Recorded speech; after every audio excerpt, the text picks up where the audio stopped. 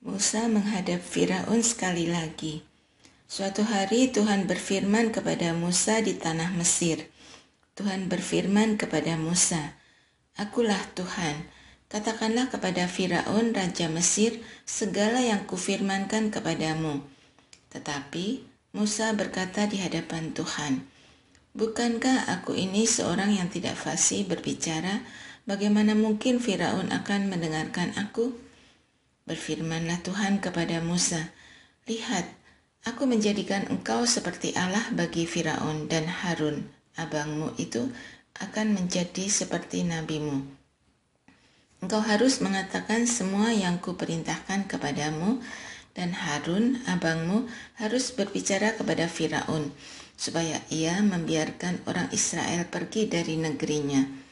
Tetapi aku akan mengeraskan hati Firaun dan memperbanyak tanda-tanda dan mujizat-mujizat yang kubuat di tanah Mesir. Firaun tidak akan mendengarkan kamu, maka aku akan menimpakan tanganku atas Mesir dan mengeluarkan barisanku, umatku, orang Israel dari tanah Mesir dengan hukuman-hukuman yang berat. Orang Mesir itu akan mengetahui bahwa akulah Tuhan ketika aku mengacungkan tanganku terhadap Mesir dan membawa orang Israel keluar dari antara mereka." Lalu Musa dan Harun melakukan seperti yang diperintahkan Tuhan kepada mereka. Demikian mereka lakukan. Musa berusia 80 tahun dan Harun 83 tahun ketika mereka berbicara kepada Firaun. Kemudian Tuhan berfirman kepada Musa dan Harun, "Apabila Firaun berkata kepada kamu, 'Tunjukkanlah suatu mujizat,' haruslah kau katakan kepada Harun, 'Ambil dan lemparkanlah tongkatmu di depan Firaun,' maka tongkat itu akan menjadi ular." Musa dan Harun pergi menghadap Firaun, lalu mereka melakukan seperti yang diperintahkan Tuhan. Harun melemparkan tongkatnya di depan Firaun dan para pegawainya, dan tongkat itu pun menjadi ular. Kemudian Firaun memanggil orang berilmu dan ahli sihir, ahli ilmu gaib Mesir itu pun dengan ilmu mantra mereka membuat hal yang serupa. Masing-masing mereka melemparkan tongkatnya, dan tongkat-tongkat itu menjadi ular. Tetapi tongkat Harun menelan tongkat-tongkat mereka. Firaun berkeras hati sehingga ia tidak mau mendengarkan mereka, seperti yang telah difirmankan Tuhan. Tulah pertama, air menjadi darah. Berfirmanlah Tuhan kepada Musa, "Firaun berkeras hati, ia tidak mau melepaskan bangsa itu. Pergilah kepada Firaun pada waktu pagi ketika ia keluar ke sungai. Nantikanlah dia di tepi sungai Nil dan bawalah di tanganmu tongkat yang tadinya berubah menjadi ular. Katakanlah kepadanya, 'Tuhan, Allah orang Ibrani mengutus aku kepadamu untuk mengatakan, biarkanlah umatku pergi supaya mereka beribadah kepadaku di padang gurun. Tetapi sampai sekarang engkau tidak mau mendengarkan. Sebab itu beginilah firman Tuhan, dengan ini engkau akan mengetahui bahwa akulah Tuhan. Lihat, dengan tongkat yang di tanganku ini akan kupukul air yang di sungai Nil, dan air itu akan berubah menjadi darah. Ikan dalam sungai Nil akan mati, dan sungai Nil akan berbau busuk, sehingga orang Mesir tidak dapat minum air dari sungai Nil ini." Tuhan berfirman kepada Musa, "Katakanlah kepada Harun, ambillah tongkatmu, ulurkanlah tanganmu ke atas segala air di Mesir, ke atas sungai, selokan, kolam, dan ke atas segala penampungan air yang ada pada mereka, supaya semuanya menjadi darah. Di seluruh tanah Mesir akan ada darah, bahkan dalam wadah kayu dan wadah batu." Demikianlah Musa dan Harun berbuat seperti yang difirmankan Tuhan. Tongkat itu diangkat dan dipukulkan pada air sungai Nil di depan mata Firaun dan pegawai-pegawainya, sehingga seluruh air di sungai Nil berubah menjadi darah. Lalu ikan di sungai Nil mati dan sungai itu berbau busuk, sehingga orang Mesir tidak dapat meminum air dari sungai itu. Di seluruh tanah Mesir ada darah. Tetapi ahli ilmu gaib Mesir dengan ilmu-ilmu mantra mereka membuat hal yang serupa, sehingga Firaun berkeras hati dan tidak mau mendengarkan mereka berdua, seperti yang telah difirmankan Tuhan. Firaun berbalik lalu masuk ke istananya dan tidak mempedulikan hal itu juga. Tetapi semua orang Mesir menggali-gali di sekitar sungai Nil mencari air untuk diminum, sebab mereka tidak dapat meminum air sungai Nil. Demikianlah genap 7 hari berlalu setelah Tuhan memukul sungai Nil. Tulah kedua Katak. Berfirmanlah Tuhan kepada Musa, "Pergilah menghadap Firaun dan katakan kepadanya, beginilah firman Tuhan, biarkanlah umatku pergi, supaya mereka beribadah kepadaku. Jika engkau tidak mau melepaskannya, aku akan menulahi seluruh daerahmu dengan katak.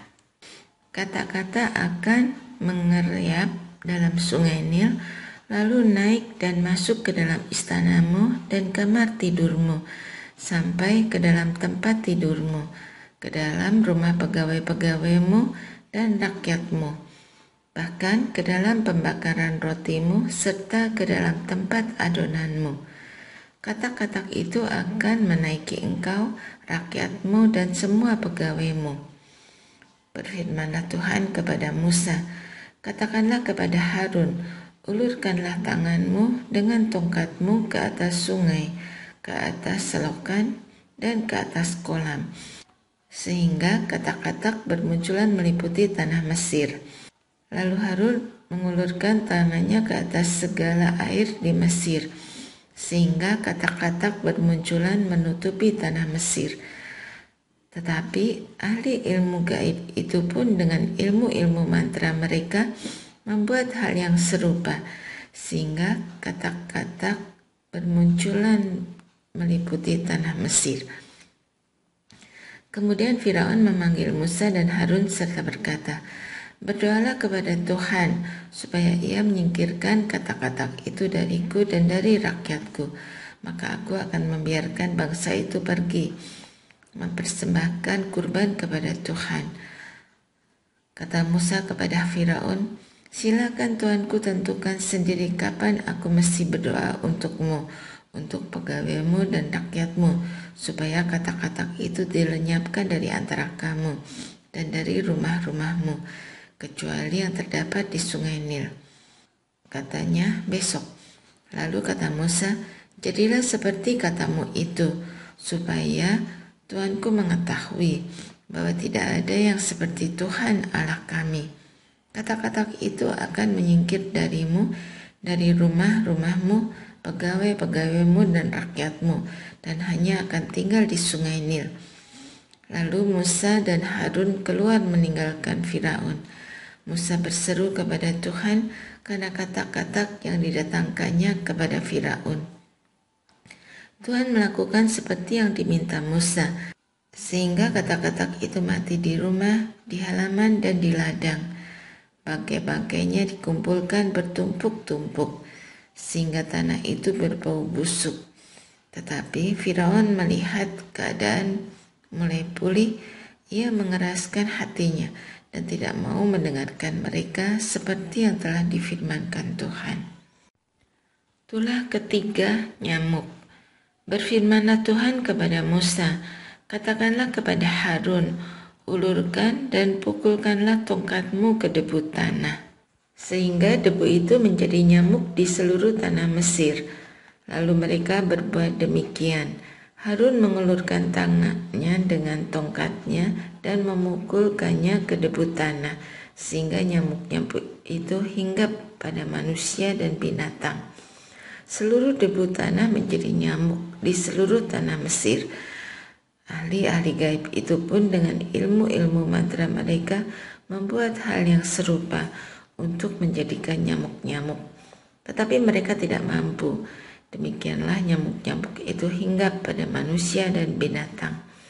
Lalu berkatalah ahli-ahli itu kepada Firaun, "Ini perbuatan tangan ilahi." Tetapi Firaun berkeras hati dan tidak mau mendengarkan mereka, seperti yang telah difirmankan Tuhan. Tulah keempat, lalat pikat. Berfirmanlah Tuhan kepada Musa, bangunlah pagi-pagi dan pergilah menghadap Firaun ketika ia keluar ke sungai. Dan katakanlah kepadanya, beginilah firman Tuhan, biarkanlah umatku pergi supaya mereka beribadah kepadaku.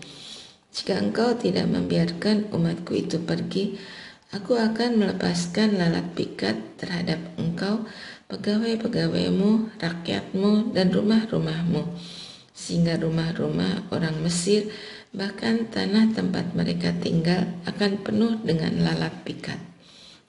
Tetapi pada hari itu aku akan mengecualikan tanah Gosyen, tempat umatku tinggal, sehingga di sana tidak terdapat lalat pikat, supaya engkau mengetahui bahwa aku Tuhan ada di negeri ini. Sebab aku akan membuat perbedaan antara umatku dan bangsamu. Besok mujizat ini akan terjadi. Tuhan berbuat demikian sehingga banyak lalat pikat masuk ke dalam istana Firaun, ke dalam rumah pegawai-pegawainya dan seluruh tanah Mesir. Negeri itu menderita karena lalat pikat itu.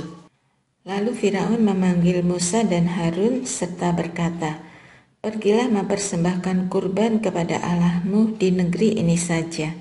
Tetapi Musa berkata, kami tidak boleh berbuat demikian, sebab kurban yang akan kami persembahkan kepada Tuhan Allah kami adalah hal yang menjijikkan bagi orang Mesir.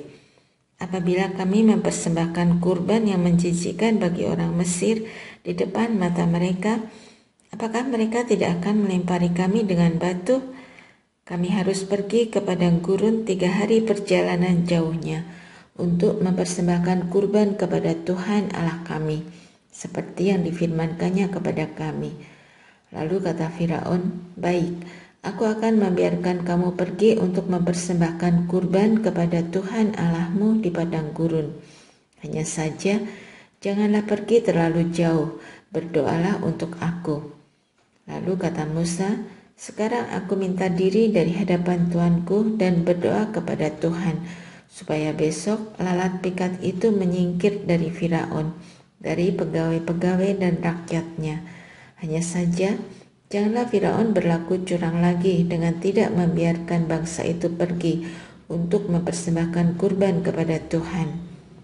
Sesudah itu keluarlah Musa dari hadapan Firaun dan berdoa kepada Tuhan. Tuhan melakukan seperti yang diminta Musa, sehingga lalat pikat itu menyingkir dari Firaun, dari pegawai-pegawai dan rakyatnya. Seekor pun tidak ada yang tersisa. Tetapi kali ini pun Firaun tetap mengeraskan hatinya dan tidak membiarkan bangsa itu pergi. Tulah kelima, penyakit sampar pada ternak. Berfirmanlah Tuhan kepada Musa, pergilah menghadap Firaun dan sampaikan kepadanya, beginilah firman Tuhan Allah orang Ibrani, biarkanlah umatku pergi supaya mereka beribadah kepadaku. Jika engkau menolak melepaskan mereka dan tetap menahan mereka, lihatlah, tangan Tuhan akan menerpa ternakmu yang ada di padang, kuda, keledai, unta, sapi, dan kambing dombamu akan kena sampar yang dahsyat. Dalam hal ini, Tuhan akan membuat perbedaan antara ternak orang Israel dan ternak orang Mesir, sehingga tidak seekor pun akan mati dari segala ternak orang Israel. Selanjutnya, Tuhan menentukan waktunya. Firman-Nya, besok Tuhan akan melaksanakannya di negeri ini. Demikianlah Tuhan lakukan keesokan harinya, segala ternak orang Mesir mati, tetapi dari antara ternak orang Israel tidak seekor pun mati. Lalu Firaun menyuruh orang ke sana. Ternyata dari antara ternak orang Israel tidak seekor pun mati. Tetapi Firaun tetap berkeras hati dan tidak mau membiarkan bangsa itu pergi. Tulah keenam, bisul-bisul. Berfirmanlah Tuhan kepada Musa dan Harun, ambillah jelaga segenggam penuh dari tempat peleburan. Musa harus menghamburkannya ke udara di hadapan Firaun. Jelaga itu akan menjadi debu meliputi seluruh tanah Mesir, dan debu itu akan menjadi bisul-bisul yang pecah pada manusia dan binatang. Lalu mereka mengambil jelaga dari tempat peleburan dan menghadap Firaun. Kemudian Musa menghamburkannya ke udara, sehingga debu itu menjadi bisul-bisul yang pecah pada manusia dan binatang. Ahli-ahli ilmu gaib itu tidak sanggup bertahan menghadapi Musa oleh karena bisul-bisul itu, sebab mereka pun kena bisul-bisul sama seperti semua orang Mesir. Tetapi Tuhan mengeraskan hati Firaun sehingga ia tidak mendengarkan mereka, seperti yang telah difirmankan Tuhan kepada Musa. Tulah ketujuh, hujan es.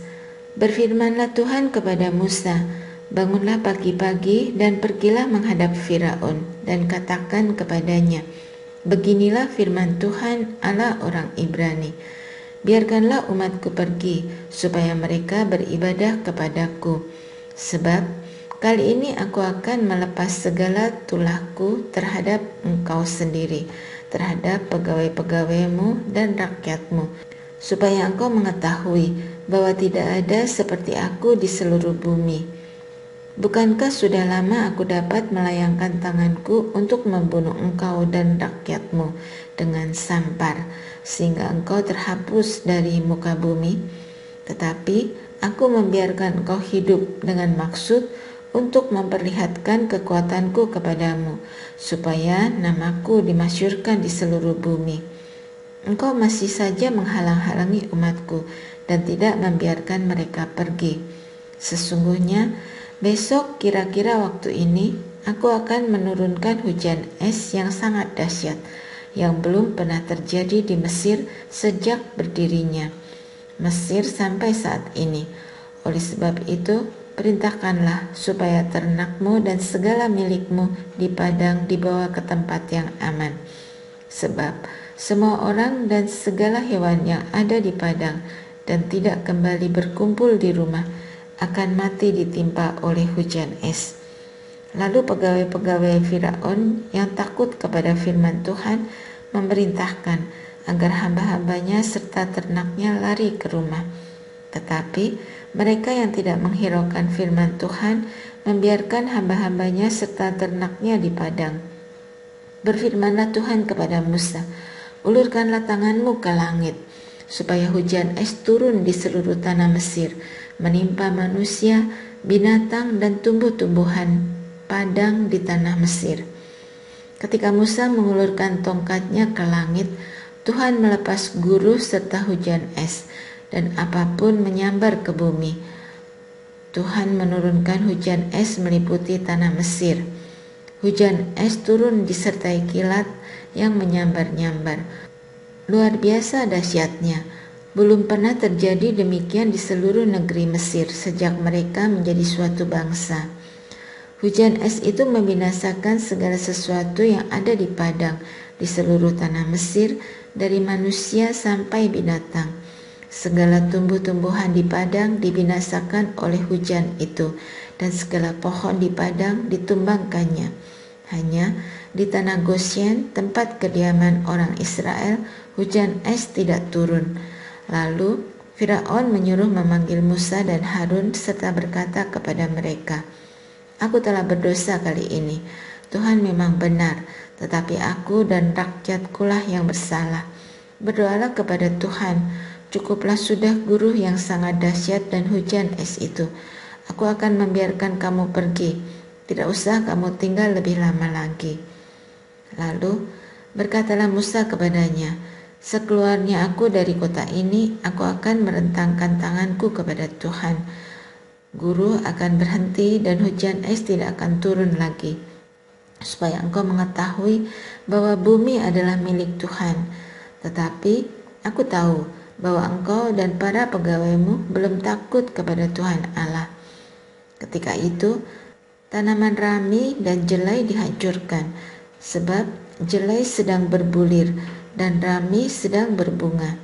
Tetapi gandum dan sekoi tidak dihancurkan, sebab belum tiba musimnya. Lalu keluarlah Musa dari kota itu, dari hadapan Firaun. Ia merentangkan tangannya kepada Tuhan sehingga guruh serta hujan es berhenti, dan hujan tidak tercurah lagi ke bumi. Tetapi ketika Firaun melihat hujan, guruh serta hujan es telah berhenti, ia tetap berbuat dosa dan mengeraskan hatinya. Demikian pula pegawai-pegawainya. Firaun tetap berkeras hati sehingga ia tidak membiarkan orang Israel pergi, seperti yang telah difirmankan Tuhan dengan perantaraan Musa.